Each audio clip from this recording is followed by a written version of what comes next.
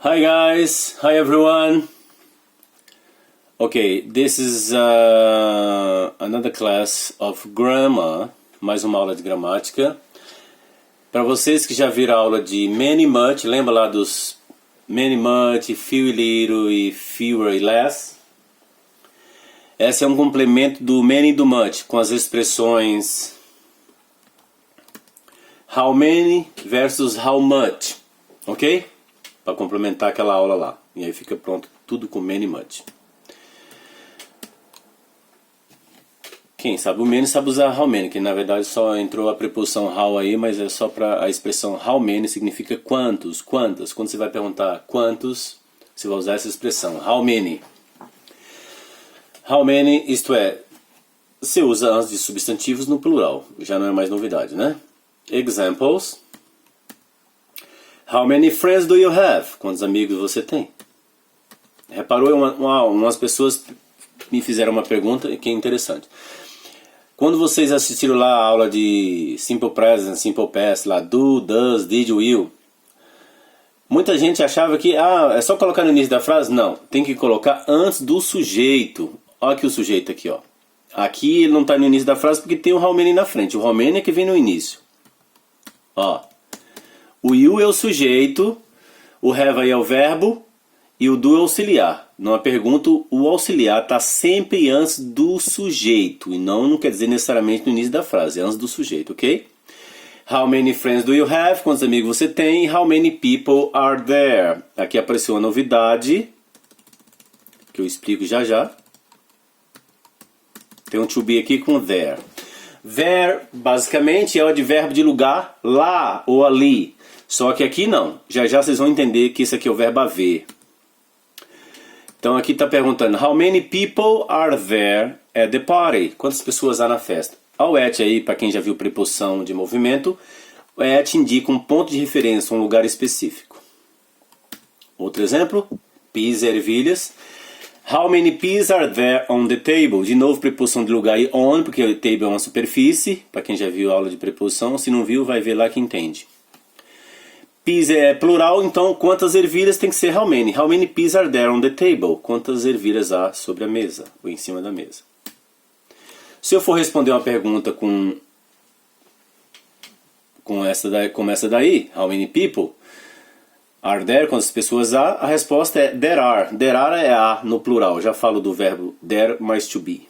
Do there mais to be, que é o verbo haver. There are many peas, há muitas ervilhas. How much? Quanto? Sempre no singular. Antes de qualquer substantivo no singular. How much? How much sugar is there? O verbo haver de novo é is there, já falo dele. Para quem não conhece. There is a little. Há um pouco de açúcar. There is a little sugar. Como sugar é singular. Repara. How much? Sugar é singular. E o verbo também to be está no singular.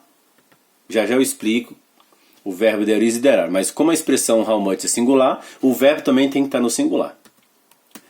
Olha a resposta. Is there, que é uma pergunta. Quando a gente pergunta, a gente inverte. A resposta ficou there is a little sugar.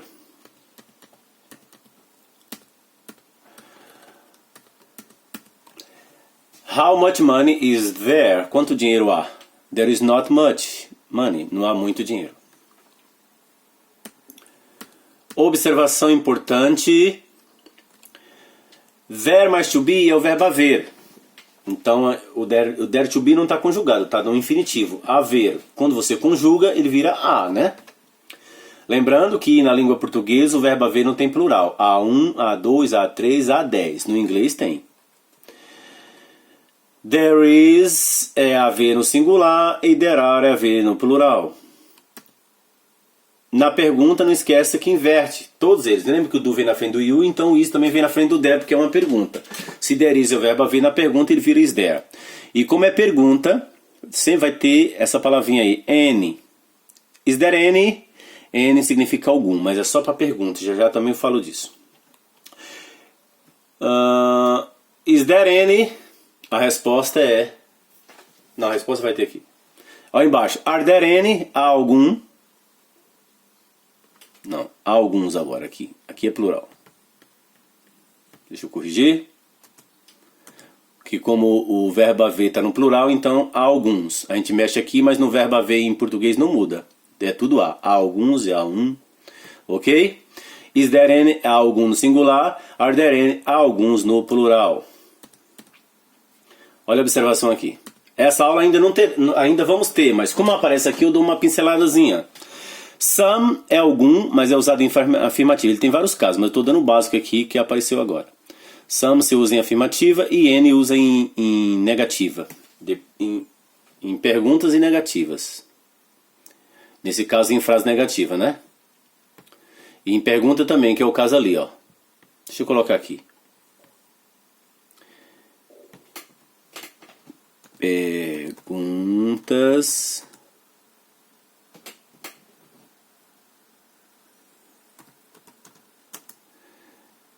e negativa. Então, are there any? Olha lá, tá perguntando, né? Is there any? Perguntou. Se negar também na resposta, tem o any. Mas isso a gente vai aprender na aula de negativas. Vamos aos exemplos. Are there any books on the table? Yes, there are. Or no, there aren't. Ok? Esse aren't, ou no inglês britânico aren't, significa are not. Is there any sugar in the bowl? Há algum açúcar no açucareiro? Yes, there is. No, there isn't. A mesma coisa. There isn't, você pode falar there is not. Observação importante. A gente aprendeu que o many você usa para plural e o much para singular. Na dúvida, mas é só para afirmativa. Se você quer falar que tem muitos amigos e não lembra se é much ou many, você pode falar I have a lot of friends. Então a lot of substitui many much. Olha que legal. Isso é na afirmativa. Use a lot of para singular e plural. É uma boa saída. Examples. I have many friends or I have a lot of friends. A mesma coisa. Só posso também usar a lot of na afirmativa. Nunca em negativa, nunca em pergunta.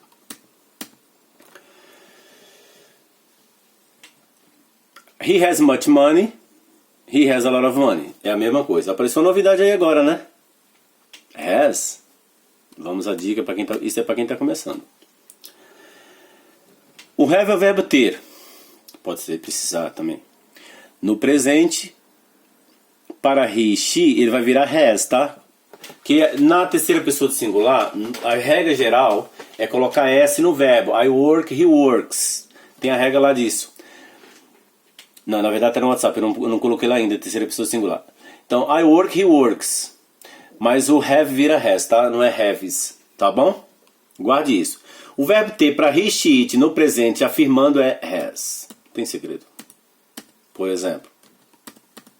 Eu não coloquei todas as pessoas, tá? Não coloquei. I have, you have, he has, tá? Eu tenho, você tem. Você não pode falar he have, nem she have, tá bom?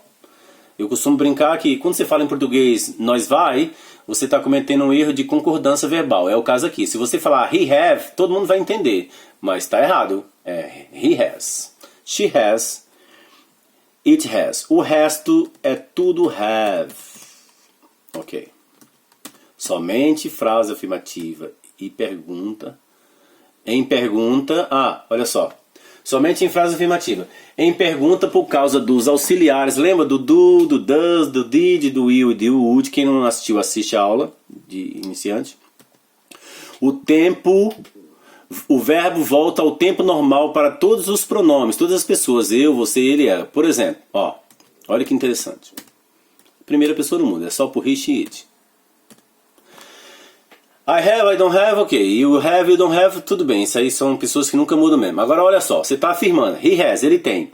Mas se você negar, he doesn't have. Lembra que eu uso does para he, o resto para he, she, it, e o resto é don't, né? Por causa do auxiliar doesn't, o verbo volta para o seu tempo normal, infinitivo. He has, aí não conjuga o verbo. He doesn't have, não é he doesn't has, ok? Eu só uso has quando eu não tenho auxiliar. Ok? Ficou claro isso? She has, she doesn't have. It has, it doesn't have. Em pergunta é o mesmo caso. Tem auxiliar para perguntar, o have volta, não só o have, qualquer verbo. Por exemplo, she works. Se eu perguntar se ela trabalha, vai ser does she work, não does she works. Resumindo, gente, tendo auxiliar na frase, na pergunta ou na negativa, cai o S e volta para o tempo normal para todo mundo. Olha lá. Do I have? Eu tenho. Do you have? Você tem. Does he have? Ele tem. Does she have? Ela tem. Does it have? Ele tem. Do we have? Nós temos. Do they? Eles têm. Fechou. Muito bom. É isso. Está fechado essa aula. Ok? Bons estudos.